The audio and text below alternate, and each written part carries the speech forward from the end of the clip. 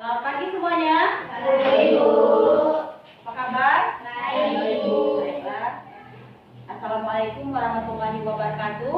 Waalaikumsalam warahmatullahi wabarakatuh. Sebelum kita memulai pelajaran pada hari ini, kita doa terlebih dahulu. Ayo ketua kelasnya pimpin doa terlebih dahulu. Sebelum belajar mari kita berdoa mulai. Bismillahirrahmanirrahim.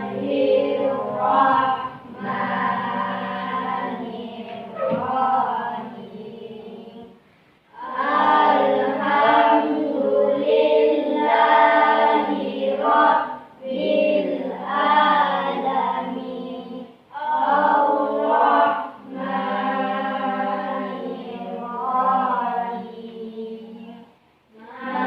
Maliki yaumiddin. Iyyaka na'budu wa iyyaka nasta'in. Ihdinas siratal mustaqim. Siratal ladzina an'amta 'alaihim ghairil maghdubi 'alaihim waladdallin. Amin. Bismillahirrahmanirrahim. Qul a'udzu birabbin nas, malikin nas, ilahin nas, min syarril waswasil khannas, alladzi yuwaswisu fi sudurin nas, minal jinnati wan nas. Amin. Selamat pagi, Bu Guru. Alhamdulillah. Tunggu cek kehadirannya. Siapa yang ke kelas hari ini? Iya, bagus, kelasnya sudah bersih. Baiklah, Ibu absen terlebih dahulu. Siapa yang tidak masuk? Najwa, kemana Najwa? Ada surat izinnya? Sudah ada. Kan kemarin udah Ibu bilang kalau izin harus ada surat keterangan. Lanjut. Untuk materi kita minggu lalu kita membahas apa yang ada yang masih ingat? Iman kepada kadar Dan kadar, iya, iman kepada kadar dan kadar. Minggu lalu kita membahas iman kepada kadar dan kadar. Ada yang masih ingat apa itu iman kepada kadar dan kadar? Ayo, siapa yang masih ingat? Ya.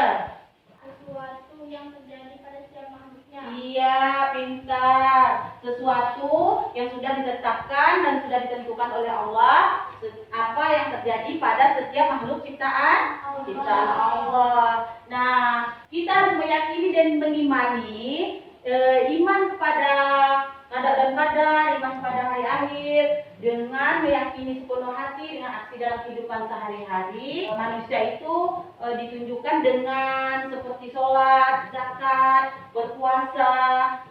Kemudian keyakinan itu diterapkan dalam kehidupan sehari-hari dalam lingkungan. Misalnya kalau dalam lingkungan itu dengan membayar zakat, infak, dan sedekah. Nah, pada materi kita hari ini, Ibu akan membahas materi tentang hikmah berzakat, infak, dan sedekah. Di antara itu sedekah seperti apakah yang paling tinggi pahalanya? Ya, Fitri. Barang yang paling kita inginkan dan kita sayangi, tetapi orang lain juga menginginkannya. Iya, pintar. Fitri, tepuk tangan untuk Fitri. Nah, sedekah yang paling tinggi pahalanya itu adalah sedekah misalnya suatu barang yang kita sayangi, yang paling kita sukai, yang paling kita inginkan, tapi ada orang lain yang lebih membutuhkannya. Nah, itulah nilai sedekah yang paling tinggi di mata Allah. Nah, bagaimana? Tapi kita juga harus Ikhlas memberikannya itu kepada orang lain. Terus pertanyaan yang kedua, sedekah itu ada yang dapat meningkatkan pahala seseorang, ada juga yang bisa merusak pahala seseorang. Nah, sedekah yang seperti apa yang dapat merusak pahala seseorang? Nah, itu periset awalnya. Kemudian tujuan pembelajaran kita pada hari ini yaitu siswa dapat menjalankan kewajiban berzakat sebagai implementasi dari pemahaman rukun Islam. Nah, zakat, infak, dan sedekah itu termasuk ke dalam rukun Islam. Yang kedua, tujuan pembelajarannya menunjukkan sikap peduli sebagai pemahaman dari zakat, infak, dan sedekah sebagai implementasi dari pemahaman rukun Islam. Terus yang ketiga, memahami hikmah zakat sebagai implementasi dari rukun Islam. Kemudian kita masuk ke dalam materi pengertian zakat, infak, dan sedekah. Zakat menurut bahasa, yaitu zakat menurut bahasa itu adalah zakat menurut bahasa, yaitu bertambah, bersih, atau suci. Sedangkan menurut istilah yaitu membersihkan sebagian harta yang kita miliki untuk disedekahkan kepada orang lain. Kemudian zakat itu ada dua, zakat mal dan zakat fitrah. Zakat mal itu adalah zakat harta yang boleh kita zakatkan dan wajib kita zakatkan itu ada seperti emas, uang. Nah, itu wajib kita zakatkan, itu disebut dengan harta.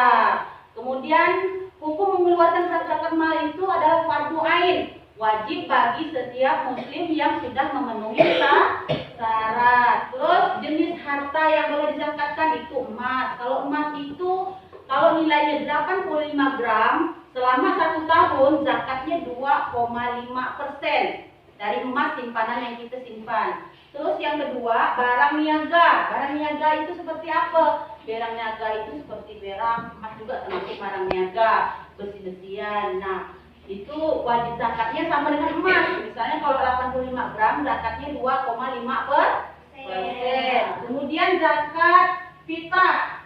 Zakat fitrah itu zakat yang berupa makanan pokok yang wajib dikeluarkan oleh setiap orang muslim, baik itu orang dewasa maupun anak wajib. Kalau zakat fitrah itu, karena zakat fitrah itu disebut zakat makanan pokok. Kalau beras bisa diganti dengan uang. Misalnya harga beras kita sekarang berapa?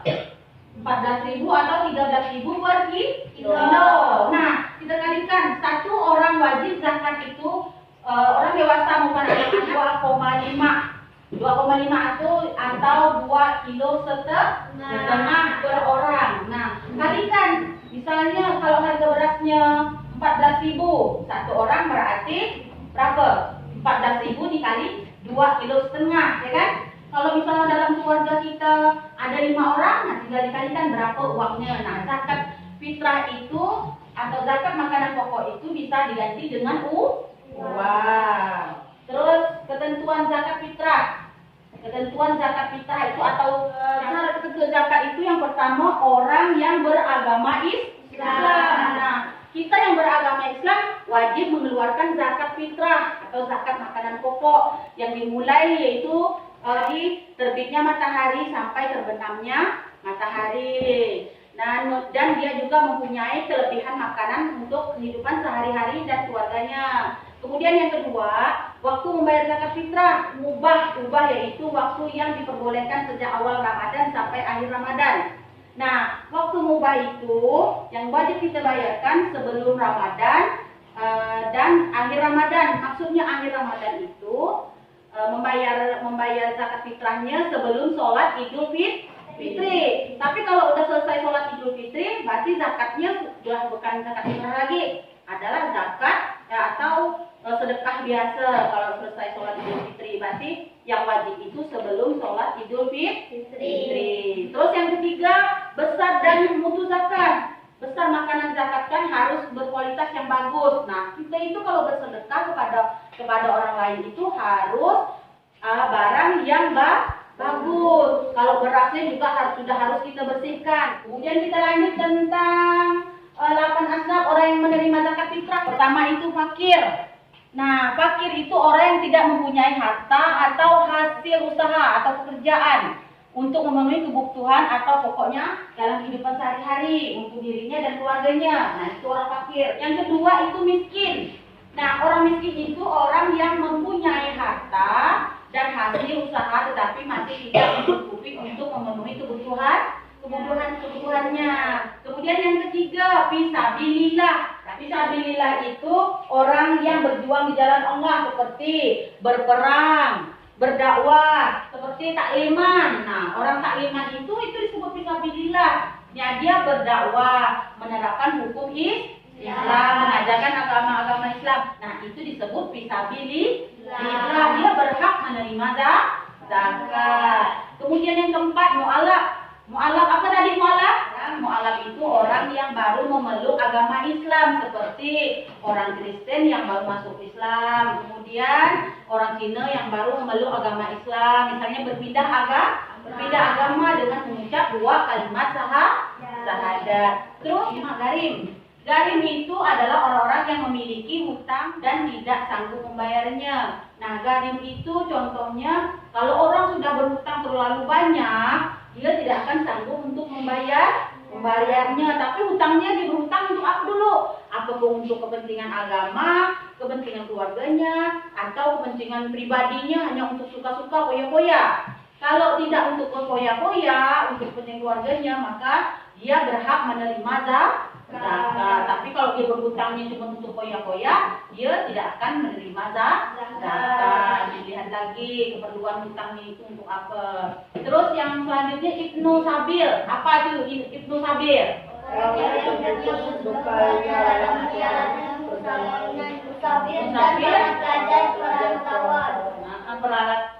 Perantauan. Orang yang terputus bekalnya di dalam perjalanan atau perantauan, itu Ibnu Sabil. Terus selanjutnya amil zakat. Apa itu amil zakat? Adalah panitia zakat. Kemudian rikab. Rikab itu adalah hamba sahaya atau budak. Nah, budak itu seseorang yang diperjualbelikan, dia berhak menerima zakat dan berhak dimerdekakan karena dia ingin dimerdekakan. Kemudian manfaat zakat. Yang pertama, menolong orang yang kesusahan. Terus apa lagi? Membersihkan jiwa manusia. Ya, apa lagi?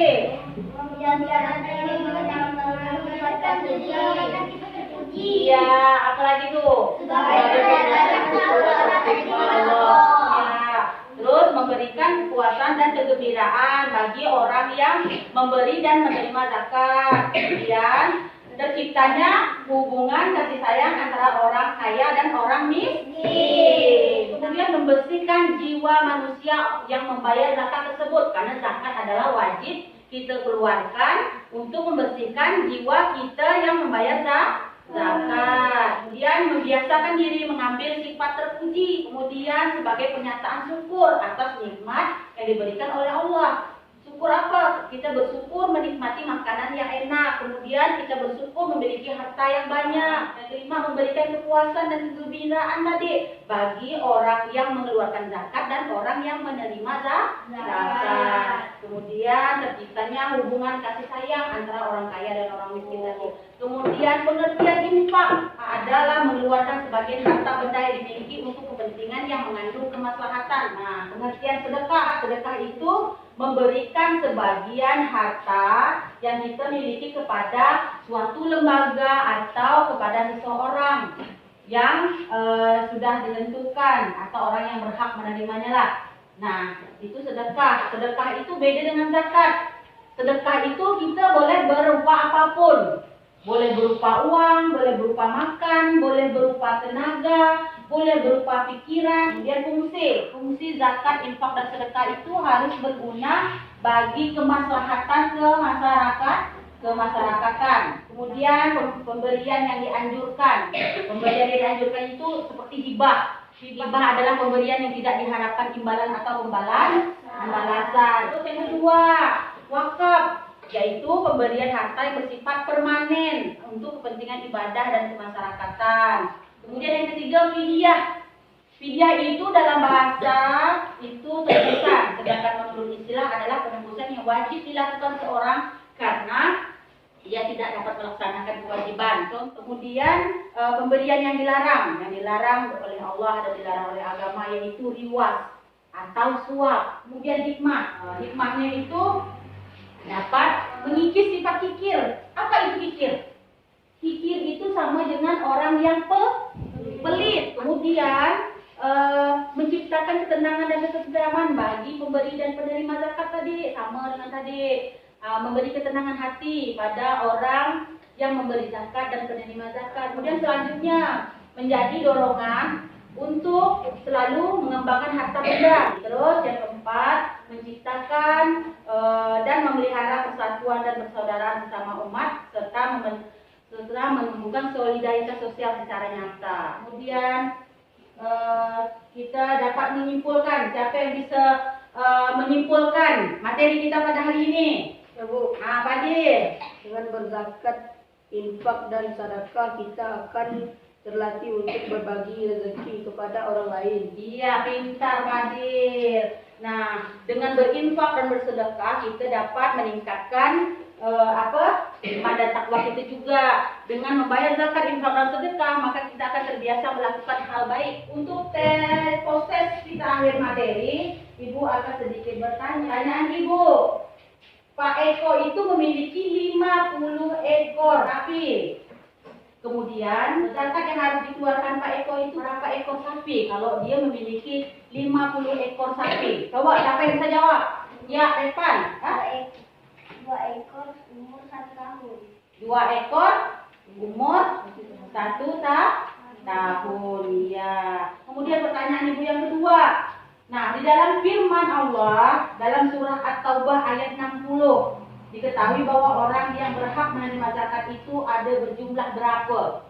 Apa Ul? 8 asnaf atau 8 golongan. Iya, 8 asnaf atau 8 golongan. Baik, hubungan materi kita sudah habis. Ibu cukup sampai di sini. Untuk minggu depan kita akan membahas kisah Nabi Yunus. Belajar di rumah, nanti buka bab selanjutnya tentang kisah Nabi Yunus. Nah, untuk tugas kalian di rumah, buatlah catatan atau ringkasan untuk orang-orang yang berhak menerima zakat. Siapa yang pernah menerima zakat? Misalnya siapa di lingkungan dekat rumah kita.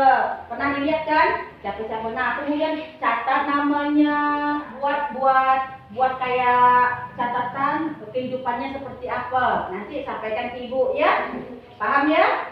Paham. Baiklah, karena materi kita sudah habis, Ibu akhiri sampai di sini. Mari kita mengucap hamdalah dengan mengakhiri materi pelajaran kita ini bersama-sama. Alhamdulillahirabbil alamin. Ibu akhiri. Assalamualaikum warahmatullahi wabarakatuh. Waalaikumsalam warahmatullahi